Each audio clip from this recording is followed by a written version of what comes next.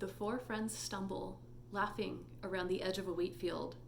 The tall, wispy grass bends toward the group in the chilly night breeze, as if beckoning them closer.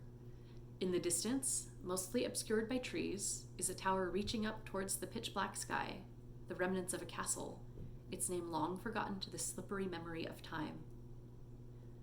The blonde in the borrowed jacket and Coke bottle glasses stops to look up. A gash of milky light spreads across the dark. "Have you ever seen the sky like that before?" she says, spreading her hands toward the heavens, trying to encompass everything there is. The tall girl with the dreadlocks and freckled face smiles, a little gap in her front teeth peeking out. "The Milky Way. There's no light pollution all the way out here." The handsome, strapping young man with vitiligo takes a long drink from their shared wine bottle. The liquid tastes of sourness and secrets. "We shouldn't stop. This is someone's farm." The girl once called boy smiles a crooked smile at the strapping boy. "It's not like back home. I camped on people's farms last summer. No one minded, so long as you don't mess with anything." The boy feels himself blush a bit. He has a crush on the girl with the crooked smile. He feels a longing to tousle her dyed red locks with his fingers and send a shiver down her spine with his breath on her neck. But he does not possess the bravery to act on it. Perhaps the wine might help him find that bravery. The four make their way up the hill to the broken piece of the ancient castle. Hard, damp, moss-covered stone stands silently, overlooking the fields and forests below. The green seems to stretch endlessly, a sea of leaves and grass before the friends.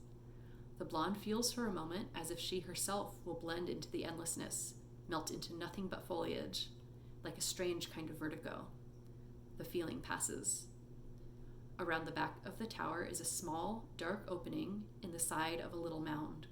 Stones ring it, giving the whole a purposeful look and letting the group know whatever it contains must be man-made.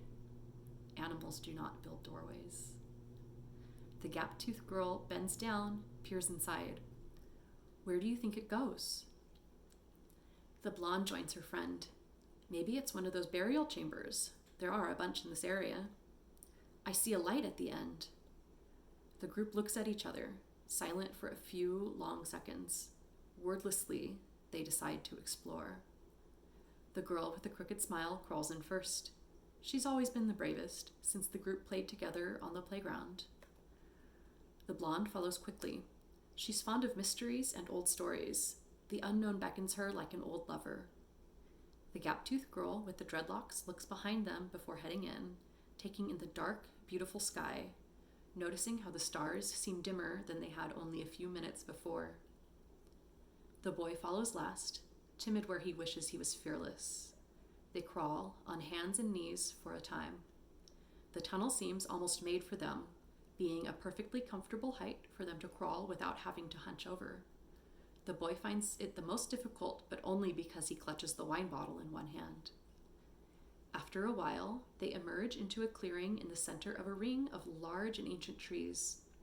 Someone is clearly using the area, as rugs cover a large portion of the ground and pillows lie in a heap. A rickety table is filled with bottles containing indeterminate liquids and bowls of fruits. The group, curious, looks around the small camp. A lamp, filled with a strong-smelling oil, still burns a little flame. Noise starts from the trees. The noise is happy, singing and laughing, and a twinkling of bells. 4 people enter the clearing. The first wears bits of leather, sewn into shabby pants. His chest is bare, even in the chilly night, and his shoes look like hooves. The second sprouts antlers from her head, a mass of curly brown hair framing her pale face. The blonde tells herself the antlers must be attached to a headband. The third grins a crooked smile, not unlike the girl once called boy, although this new girl's mouth is full of sharpened teeth, like animal teeth. Her eyes are green and bright. The fourth is looking at the friends with strange eyes, the pupils unlike anything a human contains. The 2 groups stop moving. They are staring at each other and waiting for someone to move first, a collective breath held. The bare-chested boy smiles. His teeth also look like animal teeth. "Hi, you coming to our party?" The girl once called boy speaks up first. "What's the party for?" All the newcomers smile now. The blonde in the Coke bottle glasses sees they all have animal teeth. The girl with the antlers says, "It's the first day of fall. We always have a party." The girl with the dreadlocks asks, "Is that why you guys have costumes on?" Those with animal teeth simply shrug their shoulders. "Come have some wine with us. It'll warm you up."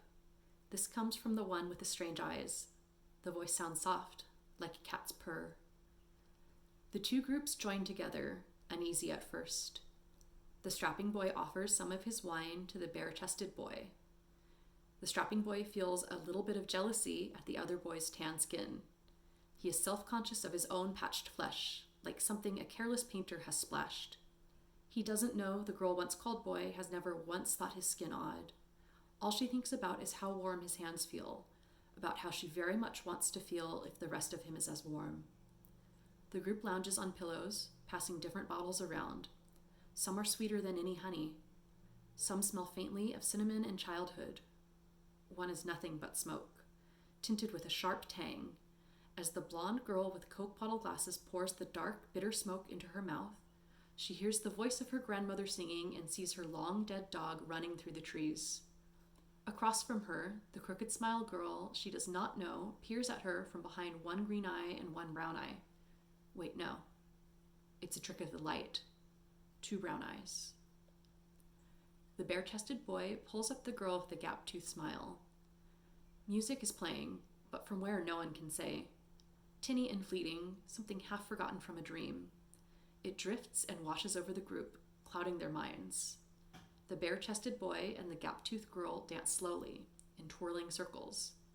The girl is getting dizzy, needs to sit down. The girl with the antlers is laughing as she helps her to a pillow.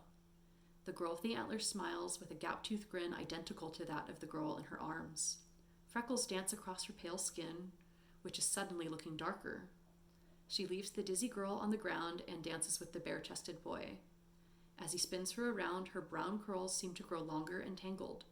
When they stop, instead of ringlets, she now has long dreadlocks. The girl once called boy sees these strange things and is scared. "We should go. We have a train to catch in the morning." The one with inhuman eyes shakes their head. "Stay. It isn't late yet. We have time yet." The bare-chested boy gently runs a finger down the cheek of the strapping boy's face. "You are so beautiful." The girl once called boy feels a bit of anger at the touch. She wants to be the one to caress him gently.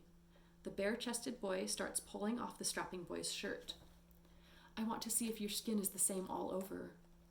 The boy is stumbling from the wine, tries to fight back but doesn't have the coordination. The girl with the antlers is helping. Her dreadlocks are tangled in her antlers like vines in a tree. The girl with the crooked smile leans down and kisses the girl once called boy softly on the mouth. As they pull apart, everyone can see they have the same shade of dyed red hair. The girl once called boy feels something strange under her hair. Running her hands under her locks, she finds soft animal ears. She stumbles up and is caught by the one with the inhuman eyes. "Too much wine yet. Stay and clear your head." As they talk, their hair shimmers in the moonlight, long and blonde. The blonde in the Coke bottle glasses suddenly can't see.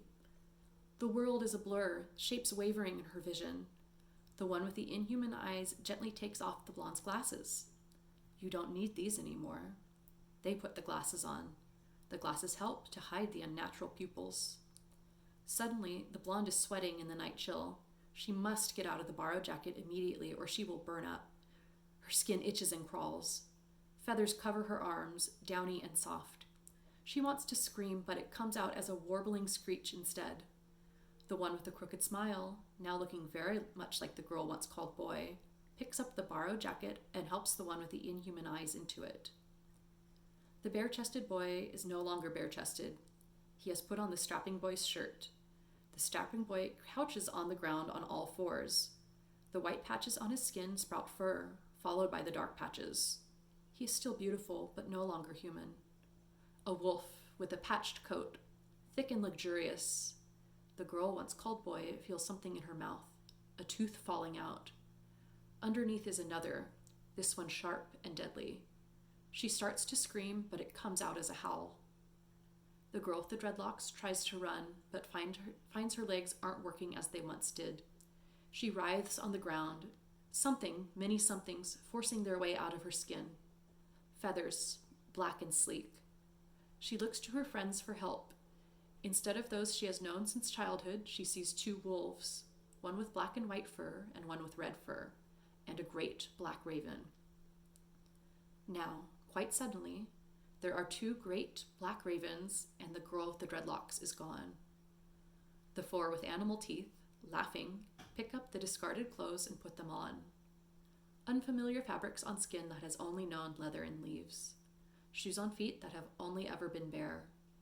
It will take some getting used to, but then the 4 have all the time in the world. The 2 wolves sniff each other, familiarity mingling with fear and confusion. The ginger wolf nuzzles the other, and he reciprocates. The 2 huge ravens give sad cacaws to the night sky, but soon they catch a hint of blood on the wind, some wounded animal. They take to the sky, leading the wolves to the finds so that the 4 might share their meal. The memory of their former lives mingles in the forest, softening. Far and away, through a tunnel next to an unnamed tower, 4 altogether different friends stumble, laughing, next to a wheat field. Their animal teeth flash